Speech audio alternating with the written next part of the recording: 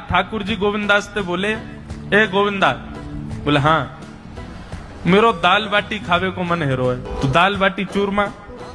ठाकुर जी बोले, ए गोविंदा, ऐसे ही बोलते थे, बोले मोए दाल बाटी खानी है। गोविंदास बोले 56 भोग बनते हैं रसोई में, अपरस में मुंह पे पट्टी बांध करके महाराज रसोईया बनाता है।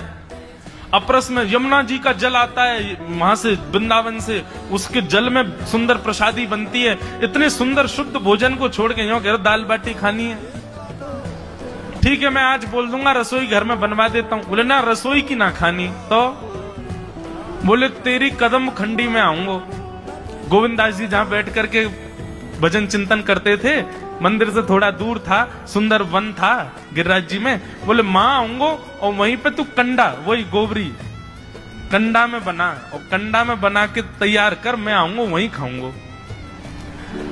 गोविंदास जी बोले यहाँ सब लोग आपको मंदिर में पूजने आते हैं, आप यहाँ पे भगवान हो, ऐसे कहीं खाने पीने आओ। बोले कोई को पता थोड़ी चलेगी, मैं आ जाऊंगा, तू चिंता मत कर, तू सुन तैयारी कर ले, आज मैं तेरे यहाँ आके प्रसाद पाऊंगा।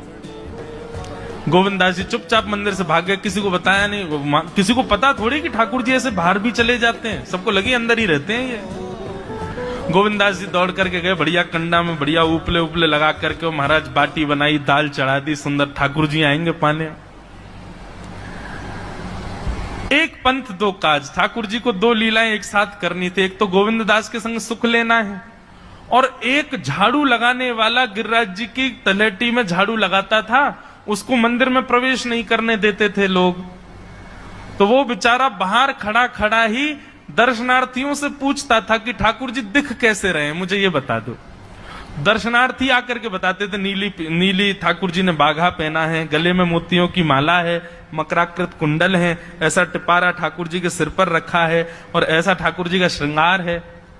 तो वो बाहर खड़ा खड़ा नेत्र बंद करके सुन सुन करके ही अपने चित्त में एक झांकी बना लेता था, और मन में सोचता था ऐसे दिख रहे होंगे ठाकुर जी।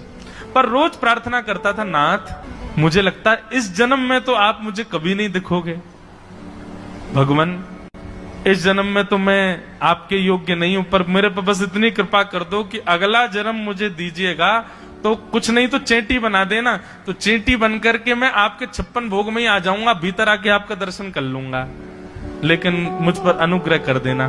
ठाकुर जी उसके इस भाव से इतने रीझ गए। गोविंददास को बोला था कि दाल बाटी खाने आएंगे, अब मंदिर बंद करके सब तो चले गए वहां से, सब लोग भोजनालय में भोजन प्रसाद पाने लगे। ठाकुर जी मंदिर से निकले अचक करके बाहर।